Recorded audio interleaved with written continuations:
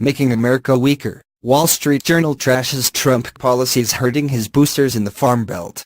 In a scathing editorial published after Donald Trump addressed farmers in Nashville on Monday afternoon, the editorial board of the Wall Street Journal hammered the president's proposed trade policies that will damage those same farmers by shutting down markets for them. In his Monday speech, the president touted the GOP's recently signed tax plan that he told the assembled crowd will keep your farms in the family because of changes to the estate tax. According to the Journal, those farms may be worth a lot less if Trump gets his wish and pulls out of Nafta as he promised, thereby making America weaker. Farmers are scared stiff that Mr. Trump might take a protectionist turn that would impose more government barriers, the editorial explains. Highly efficient and productive, U.S. farmers thrive in a competitive global market. But tariffs are border taxes that raise costs for U.S. producers and consumers. Managed trade via quotas also shelters producers from competition and raises costs for consumers.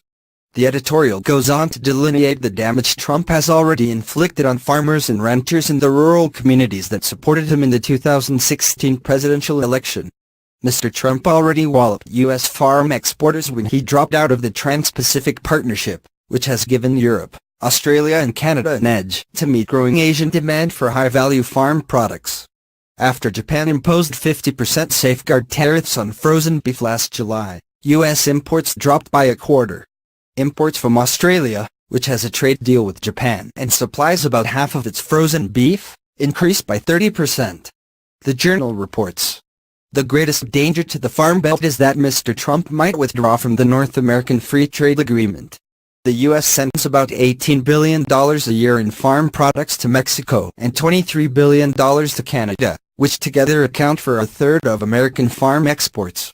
Since Nafta came into force in 1994, farm exports to Mexico and Canada have more than quadrupled.